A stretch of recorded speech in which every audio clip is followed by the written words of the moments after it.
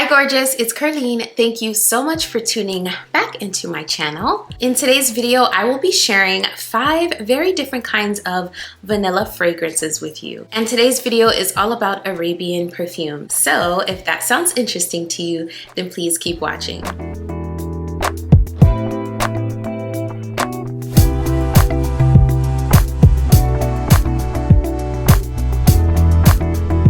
Hey friend, welcome back. Thank you for taking time out of your day to tune back in and hang out with me. I am so appreciative. And to those who may have just stumbled across this channel, welcome. On this channel, I talk luxury, I do review videos, I share my fragrance journey, and I also sprinkle in a little bit of lifestyle. So if any of those things sound good to you, then go ahead and hit that subscribe button and be sure to turn on that notification bell so you know exactly when my videos drop. All right, let's get into it. The first fragrance I have here, I classify as a Gourmand.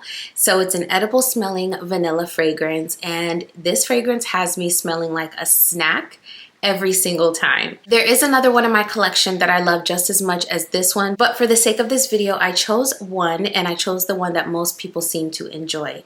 And this is Lattafa's Eclair. Eclair will have you smelling like a snack. This fragrance has a lactonic essence to it. It's very dense, it's very sweet, very warm. So this, I think, is best enjoyed in the evenings and will be amazing in the fall and winter because of just how warm and sweet and lactonic it is. And it's supposed to be an alternative to Bianco Latte by Giardini di Toscana. And I definitely think that this fragrance captures Bianco Latte's essence, and so much so that I think this is 1-to-1. I think this is pretty much a clone. I think if both of the fragrances were sprayed, it would be very hard to distinguish one from the other. That's how close I think they got this. So Eclair, to my nose, is dessert in a bottle, but not just a sweet creamy dessert. This is a dessert with a glass of warm milk on the side. That's how this smells to my nose. Yeah.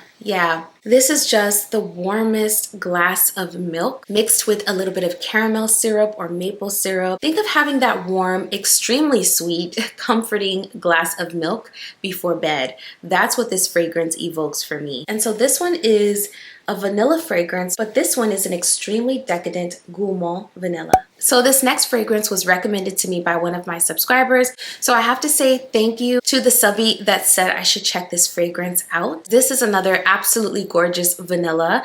I received it a couple of days ago. I've been testing it ever since, and I have some thoughts, especially because this one is kind of new. And this one is Maison Alhambra's Athena. Athena is another gorgeous dupe or alternative to Burberry Goddess. I will share how close I think this one is to the OG in a moment, but just on its own, this one is a beautiful, sophisticated vanilla. So this is what I like to call my grown-up sophisticated vanilla that's perfect for the workplace or going out on a date, or even just simply lounging around, running errands. When you just are in the mood for a good vanilla, this is a beautiful one. I do have a travel size of Burberry Goddess, and I've been testing the two side by side, so I do have some thoughts on how Athena compares to Goddess. Athena has top notes of mate, cypress, thyme, green saffron, and fruit. It has middle notes of jasmine, orris, and rose, and base notes of cedar, musk, vanilla, vetiver, leather, and amber. Burberry Goddess has top notes of vanilla, lavender, cacao, and ginger, middle notes of vanilla caviar, and base notes of vanilla absolute. In the opening, at first spray, both Athena and Burberry Goddess, in my opinion, smell almost exactly the same. It's really hard to tell them apart. They both have this really zesty and bright and almost fresh opening that is sort of mixed with a tinge of vanilla. So they both open up in the same manner. I can pick up the ginger note that's in Burberry Goddess at the top. It's a very prominent ginger note and it's very distinct. Whereas in Athena, there is something bright and zesty and zingy, but I can't quite make out what it is. It doesn't exactly smell like ginger to my nose. It just smells very zingy and very bright. Both of them open up the same, but Burberry Goddess's opening lingers for a couple of minutes, whereas in my opinion, Athena's opening lingers for a few seconds. At the mid of both fragrances is where I feel like there's more of a difference. So the differences are more apparent at the mid of these fragrances. It gets more creamy, but it's not quite the same type of creamy as Burberry Goddess. Burberry Goddess develops with a lavender and a vanilla. So I start picking up on that lavender after a couple of minutes in Burberry Goddess, and it gets really creamy and rich. So there's this aromatic nature in Burberry Goddess that I don't feel is present in Athena. Athena instead has this green vibe, this green presence. And while it gets creamy, it's not quite the same creamy as Burberry Goddess. There's an orris at the mid of this fragrance, which I feel is where that creaminess is coming from, and also a smooth kind of light floral essence. I feel like the orris is what shines at the mid of this fragrance and really helps to give it that creaminess. So Athena has a nice, soft, smooth, floral and subtly green development.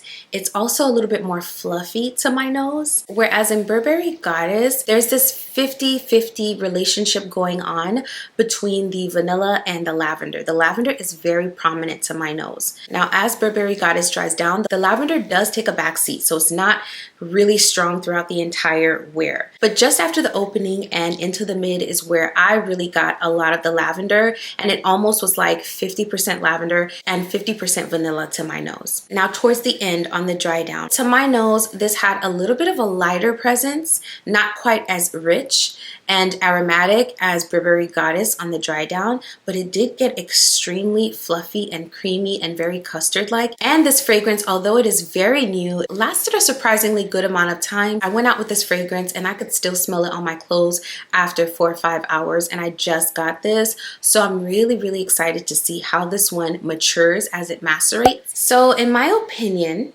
Athena, as of right now, will definitely scratch the itch for Burberry Goddess if you've been wanting to try Burberry Goddess, but maybe it's not in the budget. I think this definitely comes close. Although this is not a one-to-one, it definitely comes to about maybe 90% similar to the OG. It's definitely very satisfying, and I find that it is very similar in the opening and on the dry down. In the opening, they both have this zingy vanillic opening, and on the dry down, they both become more fluffy and almost custard-like. There is more of an aromatic presence in Burberry Goddess that is not here in Athena. Athena instead has a tinge of a green facet, more at the very beginning and towards the mid. But on the dry down, Athena begins to smell extremely similar to Burberry Goddess again, just because of that custard-like fluffy vanilla that is going on. So they open up similarly and they dry down similarly, and the price can't be beat for this fragrance right here. I think the main difference for me between the two is that Burberry Goddess has an aromatic presence to it. That lavender is very prominent. It definitely takes a back seat, but it is still there on the dry down. And it also has a little bit more of a richness to my nose, and it's probably because of that vanilla caviar and that vanilla absolute. And vanilla absolute is a highly concentrated vanilla extract that gives a fragrance a very rich and dense vanillic aroma, and it's probably the most concentrated. And I feel like maybe that's why Burberry Goddess does smell a bit richer and a bit denser than Athena. But y'all, in my opinion, this one is a decent enough dupe. I think it's about 90% similar. For me, Burberry Goddess is not a fragrance that I would purchase a full bottle of. I feel like I have lots of other vanillas that come close or maybe give me a little bit more of a gourmand vibe and feel. So shout out to my subby who shared the tea that this was supposed to be a dupe. This is one that I enjoyed straight away, and I'm really excited to see how good this is going to get as it continues to mature in my perfume collection. So this is Maison Alhambra's Athena. The next fragrance I have here is what I like to call a boozy vanilla.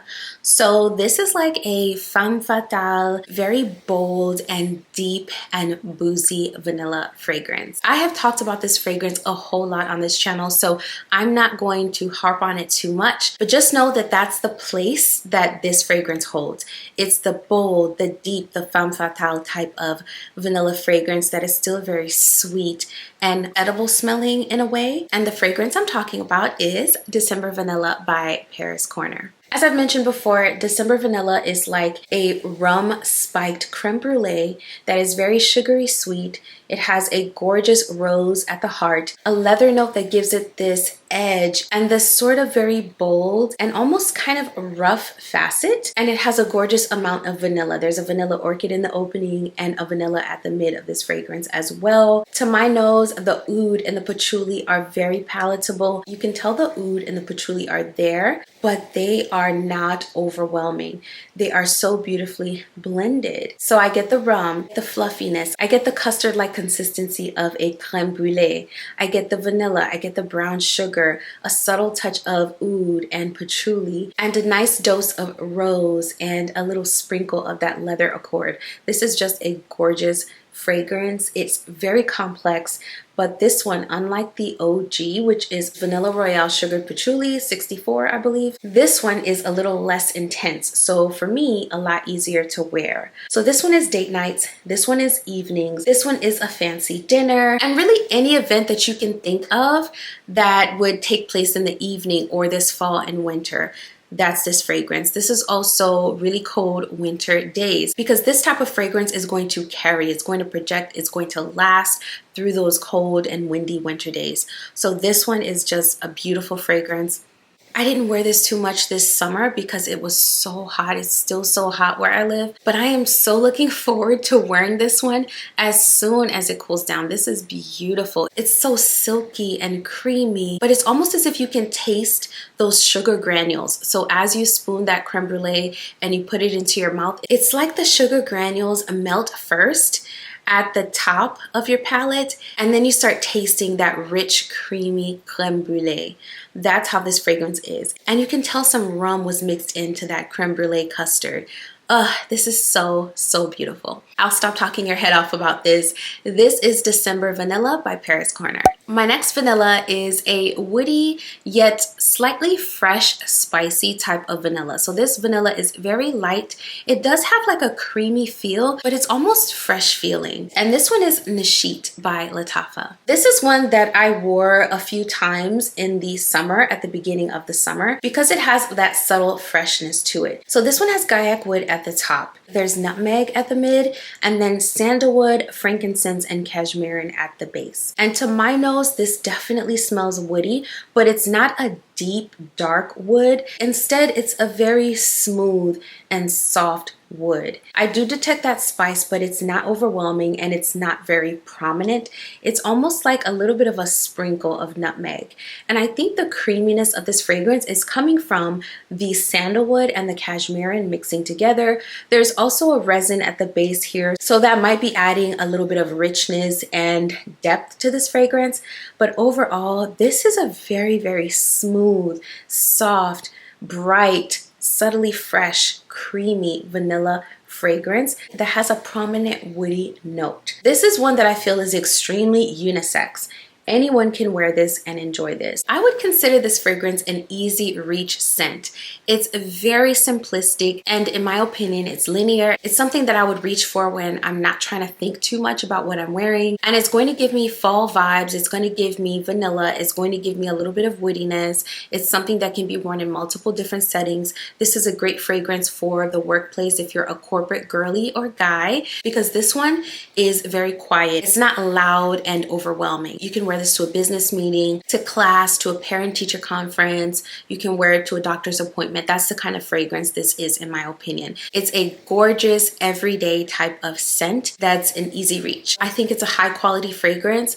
This is supposed to be a dupe for something, but I can't remember what it is. So if you know what this is supposed to be duping, then leave it in the comment section. But this is Lattafa's Nashit. And Nashit is what I like to call a woody vanilla that's an easy reach, everyday type of scent. The last fragrance is a favorite of mine, and if you've been watching my channel for even just a short amount of time, you will know how much I absolutely love this fragrance because it is so good. This fragrance is what I like to call my soft, sophisticated vanilla. This is Al Haramain's Janoon Noir. So Janoon Noir is a very fluffy, creamy, vanillic fragrance that opens up with a unique citrus note. So that kumquat is a very unique citrus note. This fragrance does have a purple floral component to it, so it is a little bit powdery, but not overwhelmingly so. It's more so like a fluffy, creamy vanilla on the dry down. This is a great performer. It projects very nicely at an arm's length distance, maybe more, and it lasts all day. Very long lasting fragrance. This is one that is duping a niche fragrance, and so it may take your nose some time to get used to it like it did mine, but when this fragrance starts to mature and gets nice and macerated, it is absolutely fantastic, and it quickly became a love for me. So this is Al Haramain's Junoon Noir, and this fragrance is if soft life were a perfume. It's giving polished, it's giving sophisticated, it's giving soft life, it's giving effortless. And I love the way this fragrance makes me feel. It makes me feel extremely put together. It's very soft and feminine, and you would never know that this was not the OG, except that this performs a lot better. The quality is there. You get a lot of fragrance for what you pay, so the value is there. So that is why I absolutely love Junoon Noir. So this is again my soft, polished, sophisticated, very feminine vanilla fragrance. All right, friend, so we've made it to the end of the video. Thank you so much for still being here. If you enjoyed the video, if you found it helpful, don't forget to give it a like on your way out. And if you're here and you love fragrance content but you're not subscribed, go ahead and hit that subscribe button, because I make quite a bit of fragrance content on this channel. And also be sure to turn on that notification bell so you never miss another video. Before I go today, I wanted to share some encouragement with you. So when I first got accepted into my doctoral program, I was attending an orientation. And in the orientation, someone shared a word of wisdom. And she said that if you were kind of thinking about whether this is for you, whether this next step is for you, remember that the time is going to pass anyway. So that year, that 2 years, that 3-4 years, that amount of time that you will have spent in this program is going to pass anyway. And yesterday I was sort of thinking that life is too short to not bet on yourself. Life is too short to come up with a long list of reasons why you can't do something. If you feel driven towards something, if you feel led in a specific direction, life is too short to not at least give it a try. So today I wanted to remind you to at least give it a try. Go for it. You owe that much to yourself. I will be over here doing the exact same thing. Thank you so much for watching this video. I will see you in the next one very soon. Bye.